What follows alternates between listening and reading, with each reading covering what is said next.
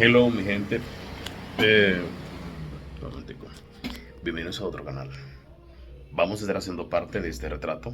Le voy a estar subiendo el proceso a cámara, a no cámara rápida, a cámara normal. Y nada, espero que disfruten del proceso de este dibujo. Lo iba a dejar, no lo iba a seguir dibujando, lo iba a dejar a mitad, pero tengo muchísimos dibujos sin terminar y ya es hora de dejar de hacer eso. Quiero que me digan aquí en los comentarios qué tal le parece el proceso de este dibujo. Let's go. Gente, la cosa va así. Tengo tiempo que no dibujo y lamentablemente la hoja se está como poniendo media feita. Así va el rostro.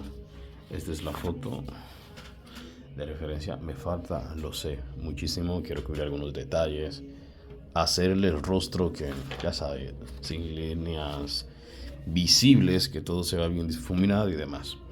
Entonces vamos a ver si puedo hacer este retrato tal y como lo están viendo ahí. A ver si me cabe aquí, si se lo calculo perfecto y demás. Así que disfruten de este pequeño proceso. Voy a poner un poquito de música y cualquier otra preguntita que tengan, o si tienen preguntas, porque no me han hecho ninguna hasta ahora, me lo dejan saber aquí en los comentarios.